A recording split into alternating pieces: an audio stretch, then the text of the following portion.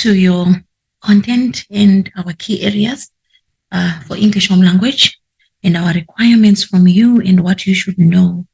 So I'm going to outline things that are of importance that you need to grasp so that when you begin the term, you are set for the end of the year. With grade 12s, we always encourage that preparation for the final examination does not start in October. It starts now. So as we are opening and preparing to start the grade 12 syllabus, others are yet to start, others have already started. We are hoping that you understand your strategies. You strategize if you want a distinction in grade 12. The distinction is starting now or has already started. So whatever you are targeting when it comes to your marks must be done from now. In front of you, I am showing you your program of assessment for English home language, which is for 2024. Our program of assessment, remember, it's our 25% of your final mark. And therefore, we're going to break it down because this is where you show your true characteristics, which must be seen improving on a daily basis under each task until you finally get your beautiful 25% mark. Please understand, do not play with your 25% assessments because at the end of the day, they are a true reflection of what you will contribute as a candidate at the end of the year. What do we mean? We are saying that there's no way you can be failing your SPAs and then miraculously you're going to pass your final. It becomes very questionable. Please be consistent, show improvement and progress so that it can be clear that you're working hard towards your 75% at the end of the year. Okay, let's go to our 25% and see what we mean. Under our program of assessment, we have various tasks that are done in a span of term 1, term 2, and term 3. So we are going to go through this, as I say, term 3 is there. We are going to go through this and help you understand their contribution, and we are dissecting them according to the papers that we are doing. In English home language, we have 4 papers. Actually, we don't have 3. We have 4 papers. We have our paper 1, we have our paper 2, and we have our paper 3. So we are going to talk about our papers, know your content. I'm going to use the space at the end so that we can be able to try and align ourselves to doing this. When we are saying that we have 4 papers, we are talking about paper 1. Oh, what happened? Sorry. We're talking about paper 1, we're talking about paper 2, and we are talking about paper 3. So those are the things that we're going to highlight when coming into this and try and see how we are supposed to panel ourselves towards it. Okay, when we say we're talking of paper 1, paper 2, and paper 3, we have also paper 4. We are saying that our paper 1, paper 2, and paper 3 are what you have been doing consistently. You have been doing paper 4, though we have not been outlining to you that it is a paper 4. I'll start with paper 4. We call our paper 4 the oral paper. It is 50 marks. Okay, let's go back to our assessment program so that I can explain. So when we say it's our paper 4, we are talking of oral tasks. For example, our listening comprehension, that's part of our oral paper, which is out of 15 marks.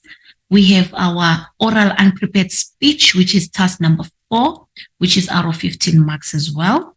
We have our oral prepared speech, or it can be an unprepared reading aloud, which is our task 6, which will be out of 10 marks.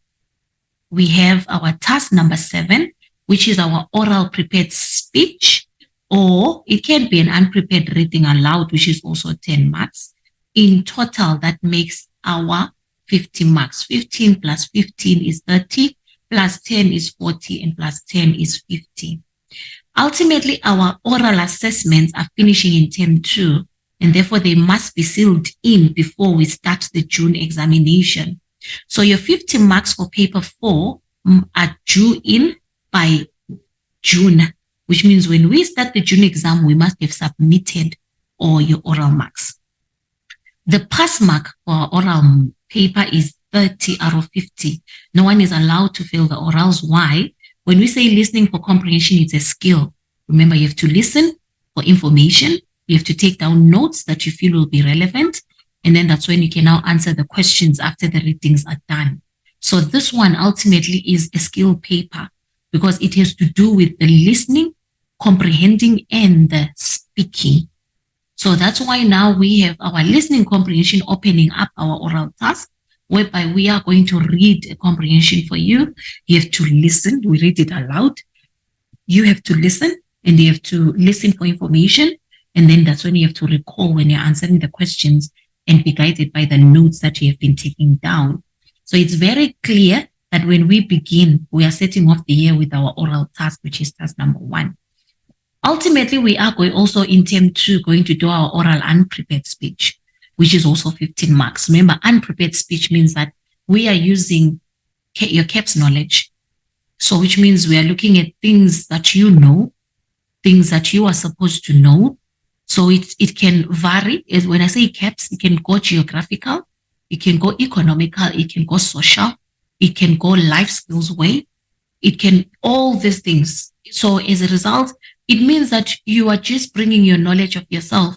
We expect you as grade 12 learners to be well knowledged. If you're still in this 2024, not using your beautiful gadgets, phones, laptops, for seeing what is happening around you in the world, which is listening to the news, reading the news, but the only thing that you read is novels and comics, then we have a problem because we expect you to be CAPS orientated.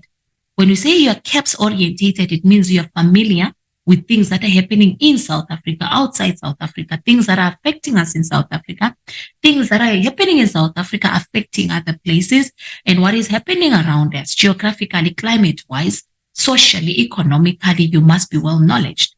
So as a result, we encourage that you become intelligent readers because it will come in comprehension, it will come in orals, and therefore you must know your content. So there's a time when I believe last year we had a comprehension that was based on this new drink that came in. And as a result, learners were smiling in the examination room because they kept saying, oh, this just came in, the prime drink. They were happy because they knew what was happening around them. They knew where they would get it. They knew the original cost. They knew what made the cost change. And therefore, they were well knowledged. But someone didn't even know that there was a hype about the prime drink, and therefore they were lost because they don't even read about it. They even know in which country it started off as being a hype. So when we are coming in, we're saying you must be well knowledged and well intelligent enough for you to know what is happening within the country, in the neighboring countries outside the country. You read. Google News is there on a daily basis, updated even minutes wise. There'll be new things coming in every minute. So you must find yourself just going through those Google News and saying, oh, this is happening. I didn't know. Oh, okay, this is happening there. That's how you make yourself well knowledged. So when we're coming in with the unprepared speech, we are saying we're coming to you and saying, we are giving you any topic, but don't come to us in front of the class and say, I don't know anything about this. As a matriculant, that is very alarming and that is questionable. To say you don't know anything about the topic, you have nothing to say. No, your confidence levels must show. Because remember, when we're doing orals, we are looking at your confidence. We are looking at your knowledge and your facts, your opinions, your attitude towards it as well. So you must be able to know something. So you can't come up to us and say, I have nothing to say. May I have another topic? So please prepare yourselves when you're preparing for orals, because we expect you to know what is happening around you. And then I'm going to the third task for the oral paper, which is they can give you a prepared speech, which means you'll have time to research. And therefore you'll be able now to come in with your facts, with your knowledge. You are technology children. So please prepare even your slides and say, I am doing this the side way. You claim so much to be technology 21st children, but then sometimes you come to us without any visuals. You come to us without any facts, and therefore we question to say, what sort of technology kids are you that you are claiming to be? So please prepare yourselves and research and know, have facts, have trends. That is what is important for you to have when it comes to your prepared speech. Automatically, if your task number 6 is a prepared speech, it means that your task number 7 becomes an unprepared reading aloud, because it's either of the two. So if your teacher decides that task 6 is a prepared speech, you must automatically know that I'm going to an unprepared reading aloud. We are readers. We do literature. We've been doing it for years. Therefore, there's no way you can be worried about reading. Sometimes in class, they can do it impromptu to say, when we're doing comprehension, please, so and so, read the second paragraph. Oh, thank you. Automatically, so and so, please take up from the third paragraph. That is assessment that we can use and say it's assessment. So don't take them lightly. Sometimes we don't even announce to you that we're assessing you when you're reading in class. Sometimes you don't even have to wait to be called out. You can just show your confidence by raising your hand, and that shows and contributes to your confidence towards reading, and therefore it is automatically good marks for you. So as a result, you must be knowing that when it comes to oral, we are assessing your listening, we are assessing your speaking, we are assessing your confidence, and so forth. So you must be able to show all these things. When we are taking task number 1, task number 4, task number 6 and 7, that becomes, as we hear, oral marks only for reporting purposes, not final SPA mark, will be taken as 1, 4, 6, and 7. And automatically it makes up your paper 4 orals that I've just talked about. So let's be ready for those. We can even do 3 orals in term 1, depending on your teacher, on trying to push them as early as possible and get away with them. So you can find that teachers are not the same. The teacher says, I want to close the term 1 with 3 orals done. That is their business, so that I can only start with 1 task when we open term 2 and then I'm done. It depends. I think if we look at the calendar, all of us will realize that our time on the calendar is so short. The weeks are less than we were last year. So that's going to be a fast pace for grade 12s, because by June we must have covered a lot. So preparing for June exams is also a stressful time. So they might want to do the orals earlier and therefore finish with them. So please cooperate. Please understand this is formal assessment, so which means attendance is compulsory. If you have your tasks as you will be given, or some have been given their assessment plans, there's no way you can be absent at school for no reason. And then when you come back, you discover that they did the orals, but you don't even have evidence of you being absent. It means you might have a problem, because all formal assessments must have evidence if you're absent of where you were. Let's try to desist on absenteeism so that we can be there for our formal assessments, and therefore you can get your proper marks. All right, that is part of our first paper, which is paper 4. Now I'm going to go to paper 1, because now we're touching on all our papers. We need to know exactly our content. Please know your content. Learners will still come into grade 12 and saying they don't know exactly. When I say it's paper 1 today, they don't understand. Our paper 1 is our language paper. We've been doing it for years, since grade 8. So you must not be confused by now. So when we say take out your paper 1 book, you must not be confused. When we're coming to language, we're talking of comprehension. So those are the things we're talking about. Comprehension passage. We are talking about your summary. We are talking about your visual literacy. We are also talking about your language structures. So those are the 4 components that we are having in paper 1. Automatically, your comprehension passage is section A. Your summary is section B. Your visual literacy and language structures are your section C. So we have 3 sections in that paper, and therefore we are also having it in our assessment, whereby we'll be preparing you for our full paper 1, though we're doing it in parts and pieces. Right, let's go and see what we're talking about. Now, when we are coming in, we have task number 5 in term 1, which is your end of term 1 test. Our end of term 1 test is basically our paper 1. So we have language in context, the comprehension, summary, language structures, and conventions.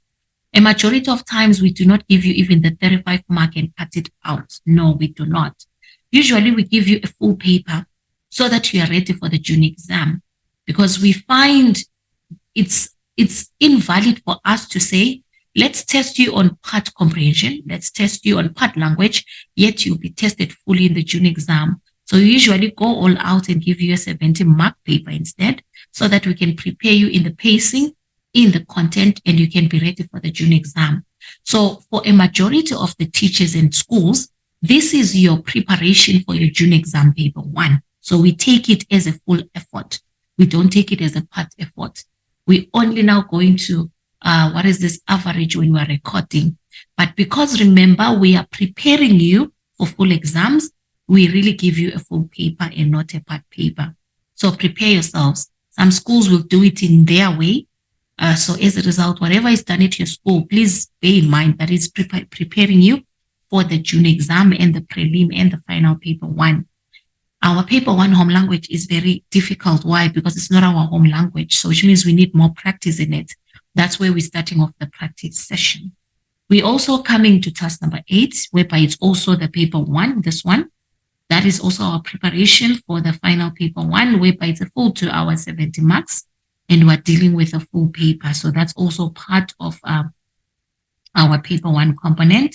In term 3, we have your task number 10, which is the prelims, whereby you also have your paper one date is, and we're testing you fully on comprehension, 30 marks, summary 10 marks, advertisement 10 marks, cartoon 10 marks, and then you'll be done. So as a result, please prepare yourselves for that so that you are ready for your paper one practice and preparation.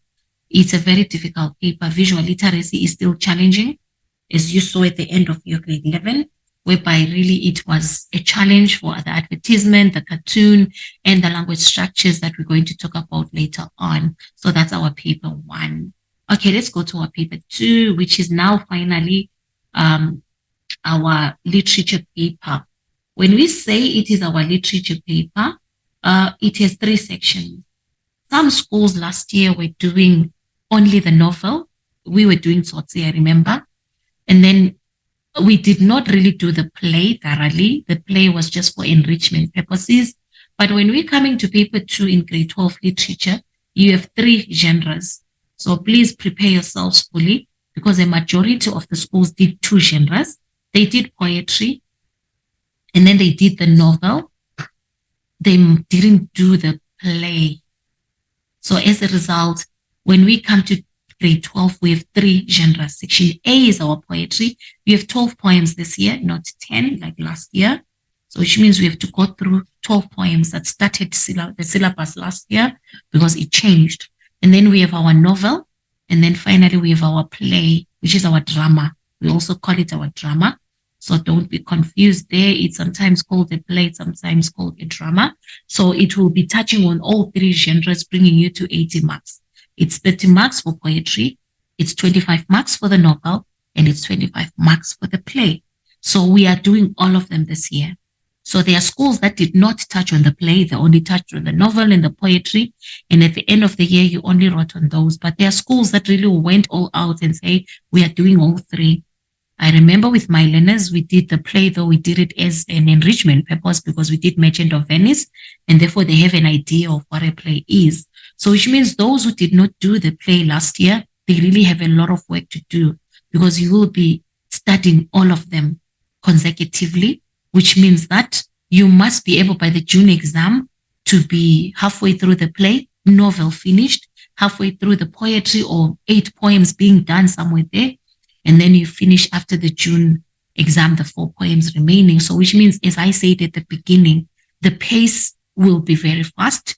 So I need you guys to be on top of your game when we begin and be aware so that you can strategize properly. So that's what we'll be doing under the literature paper. Let's go look at the tasks that are being catered for paper 2. In term 2, we are not having any literature in term 1 completely. We're only starting it in term 2, whereby we're having our this one, control test, whereby we have scene poetry, which means it's 10 marks, and novel drama 25 marks. So that's where we'll be starting off with our paper 2, whereby we'll be touching on poetry, and then we'll be also be touching on the novel or the drama, depending on how far the school has gone. Some schools will start with the drama, some schools will start with the novel. It depends with the educator, but it doesn't matter which one, you must be prepared. We also have our task 9, which is our literature assignment.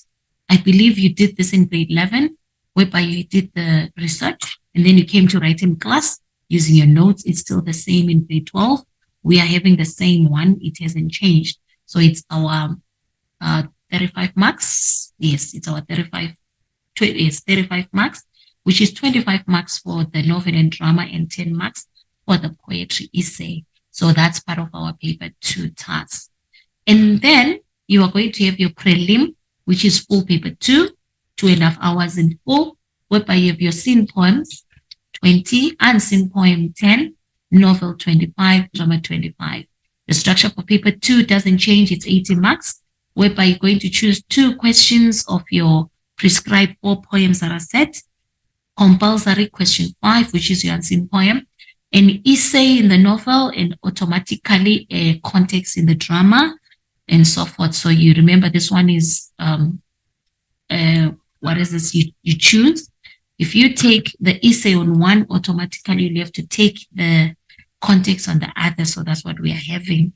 So that's when we'll have our full paper 2 under our preparatory exams, and then it will make your prelims. Let's go to our paper 3. Our paper 3 is our creative writing. We still call it creative writing. Strangely, we're still having challenges even in grade 11. We're coming with them to grade 12, and therefore a lot of practice is needed. This is our highest mark allocation paper because it's 100 marks. Our paper 2 is 80 marks. Basically, it's 80. Our paper 1 is 70 marks. So this is our highest mark allocation paper because it's 100 marks. And therefore, we're coming in and saying our 100 mark allocation paper is a skill. It's continuous practice. When we are asking you to do it in class and do it as homework, please practice because it's a priority. Which tasks are coming under our paper 3? The first one that we're having is our task 2, which is the writing. We have our 50 mark essay, which is always problematic because we don't get the skill. So as a result, we must be able to have you choosing whether a narrative essay, a descriptive essay, a discursive essay, a reflective essay, an argumentative essay, and visuals. Please prepare yourself for this task because it's a 50 mark. If you are saying you're writing a narrative essay, we want to see the characteristics of a narrative essay. So please know the characteristics of each type of essay before you do this task. So which means we're giving you a heads up to say from now until your teacher comes and say you're writing this task, you must be prepared. Go back and look at the types of essays, characteristics of types of essays. Look at samplers. They are there on the internet to say samplers. Go to YouTube. Look at videos that are teaching you about narrative, descriptive, discursive. They are there. Look at samplers and how a reflective essay really stands out and get the feel of how it's done. Look at samplers of what's a narrative essay, whereby you have the plot, whereby you have the introduction, you have the progression, you have the climax, you have the denouement, you have the solution coming in, and you finally have a conclusion to your essay. So when we are marking your essays, we're looking at the characteristic of the essay and whether we're seeing a reflection of it in your writing. So it's a skill.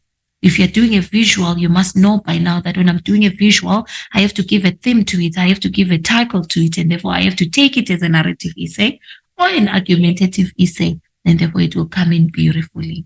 So this is one of our heavy tasks that you have in term 1 that really needs you to boost your 25%.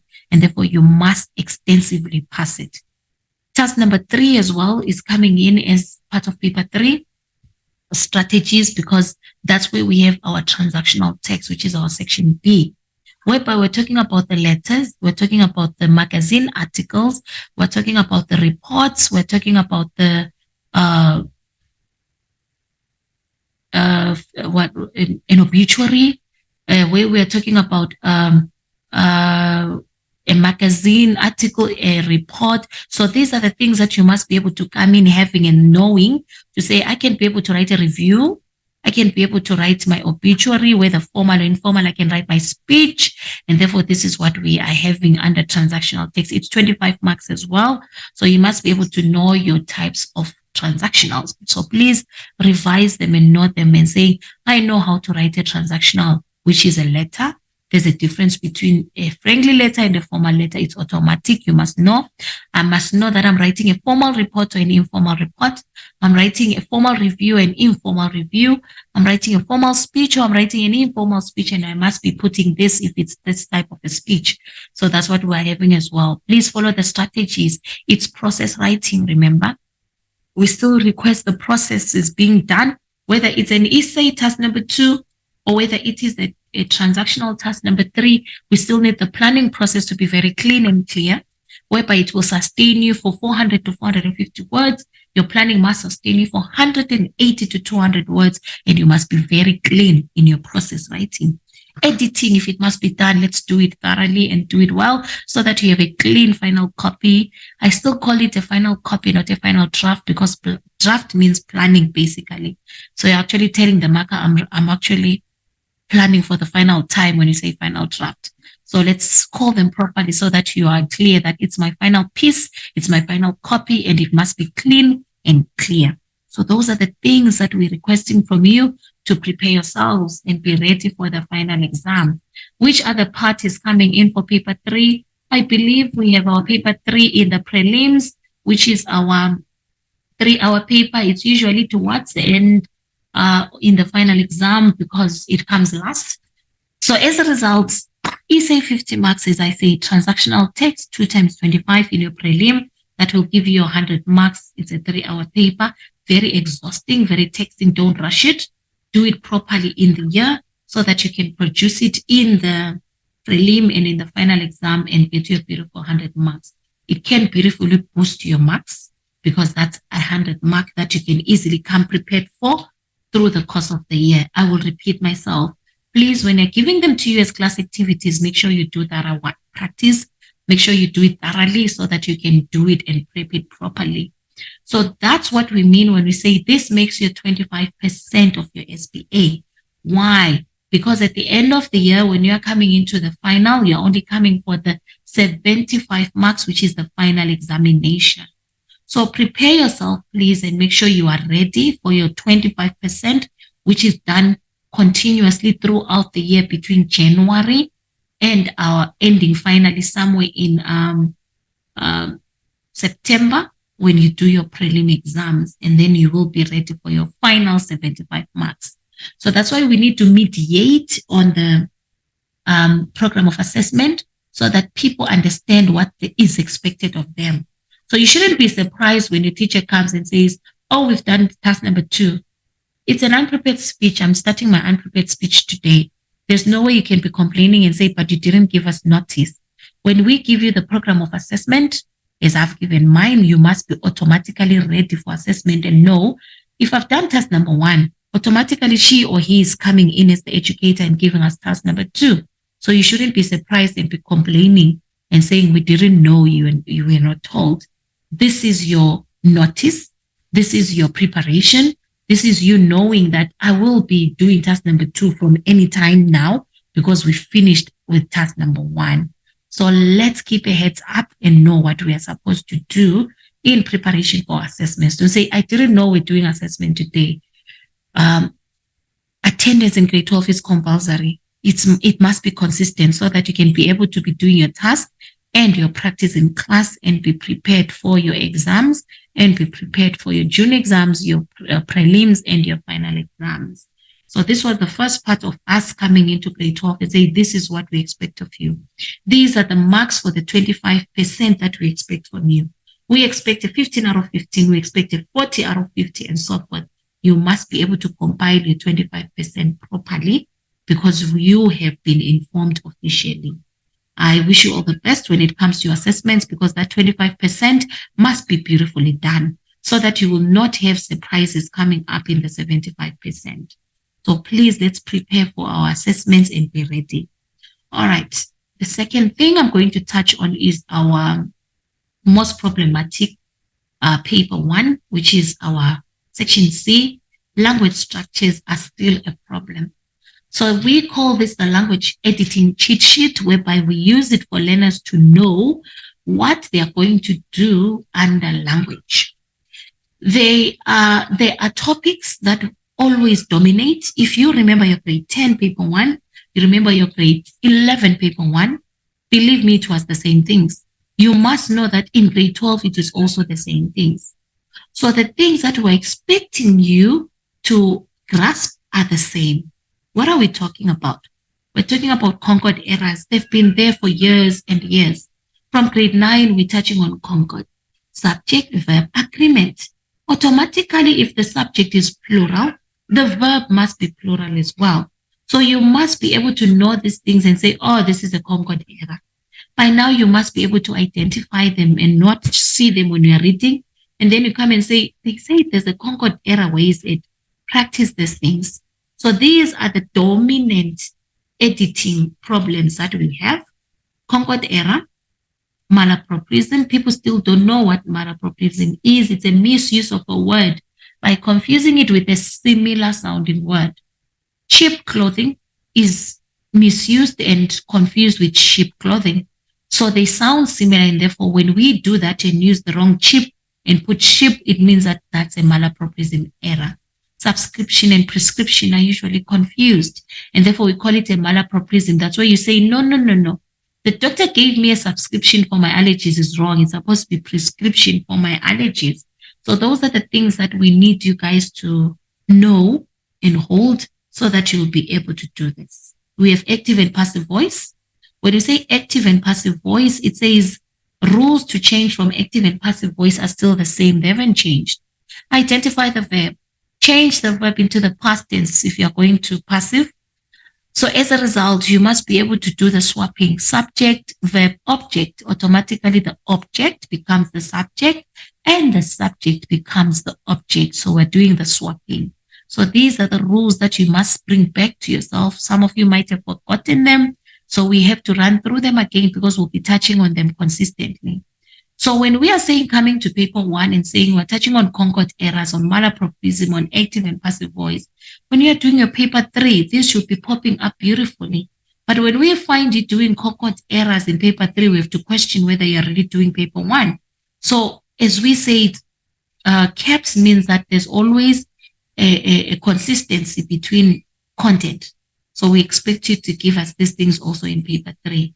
Oh, use of apostrophe is still confused. We're going to touch on them again. When we are talking about omission or is it possession, you must be able to know. This apostrophe is giving me a contraction. This apostrophe is giving me a possession.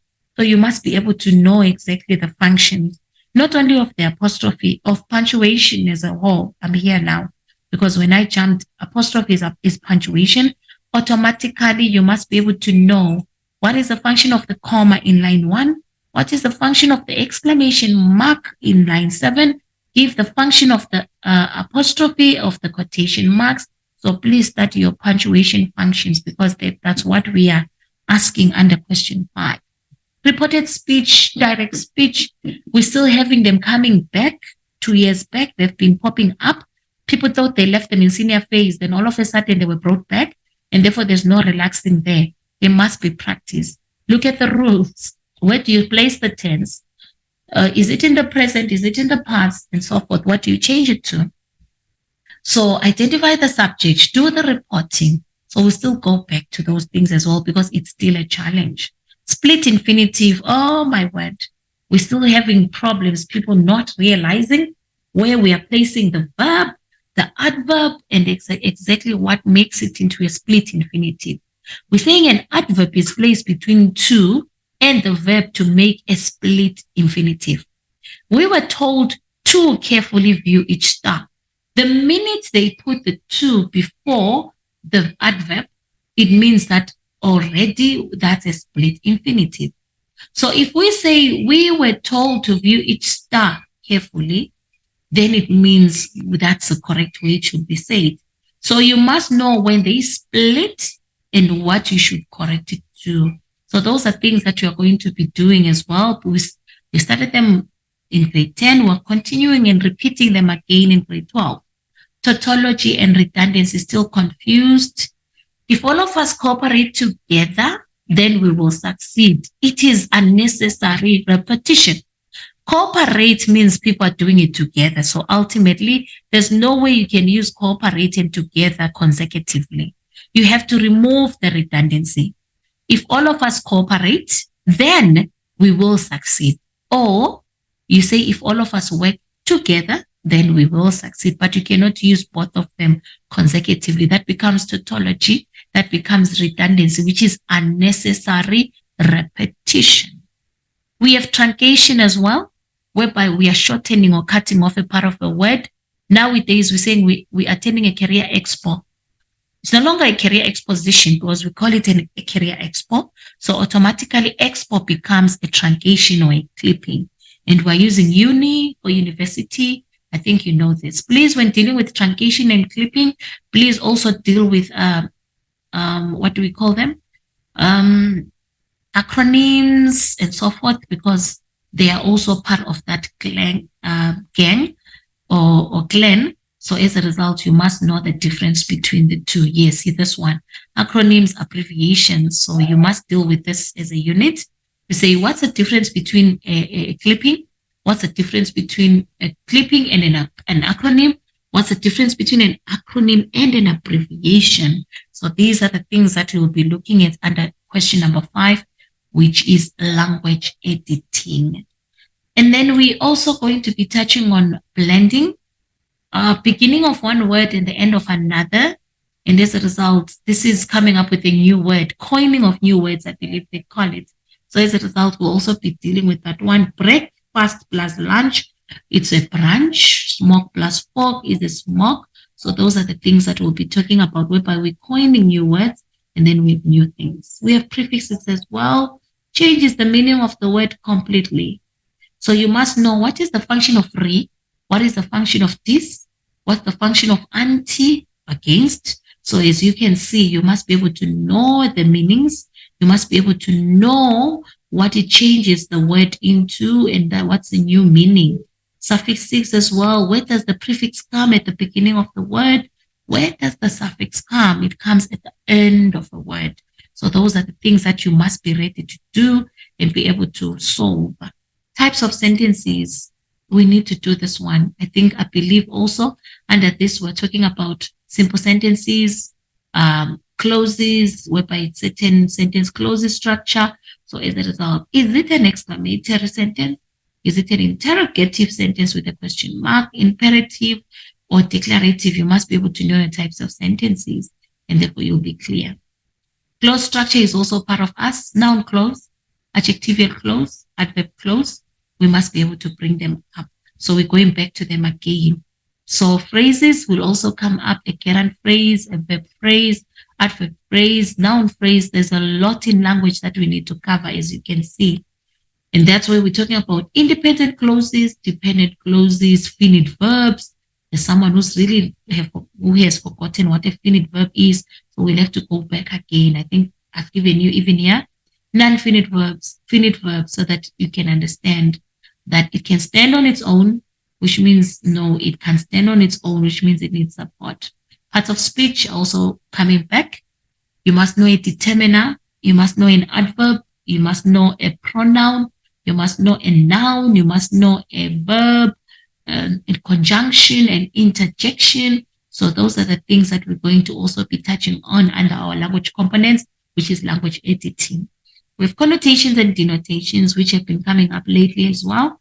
Literal meaning is the denotation. Connotation is the association to the word, whether positive or negative or neutral. So connotation and denotation is going to build your vocabulary. Why? Because that's where you know how to specifically describe things. So instead of saying, what is this? Confident, you must be able to say courageous, or you must be saying too proud, conceited. So you must be able to be specific there. Or we also have in UK and USA spelling, whereby they are not the same. In USA, words that are acceptable, UK words that are not part of our vocabulary, and so forth. So these are the things that we'll be touching on as well, types of language. So we'll also be going there. Elevation is lifting somewhere else, so which means you must be able to know this one is the UK, this one is the SA, and so forth. Predicates are coming up as well, where what the subject does. So as a result, we need to be going back to these things. So which means I'm giving you a heads up to say, don't come and say, ma'am, what's a predicate? Or you'll be blaming the grade 11 teacher and saying, I didn't do predicate yet, you didn't write the homework. So which means you must be on top of your game and make sure you go to these language components and don't come and act strangely when you are being given activities on them and saying, but we never taught this. So please prepare yourselves. Use of italics, acronyms and abbreviations that I've touched on. Tenses are still a problem. In paper 3, we were challenged because people will be switching tenses. I was, I am, he is, he was. So please stick to the right tense and know your types of tenses. Perfect, present, continuous, whatever it is, you must be knowing what you're doing. These are the components that we'll be touching on under language structures. This is an introductory lesson, so I'm giving you a heads up to what we're expecting you to know when we begin. The rest will come in as we are going on with our sessions, whereby we'll be going in detail, taking activities and bringing our notes back and saying, remember on this day we talked of malapropism. This is our malapropism. Why? Because there's confusion of chip and ship, and then it will come in as the practical part. Prepare yourselves, be knowledgeable, ask where you don't understand, take them back where you want to understand better. Please go all out and make sure you practice and practice and practice, because our language paper is the most difficult. You're starting new poetry, you're starting new novels, you're starting a new play, so which means you have a lot of work to do. So please, as I have just identified, all these language components are part of just the 10 marks. So imagine we don't know what they're bringing. Sometimes they can bring the prefixes, sometimes they don't. And then they bring the tenses instead.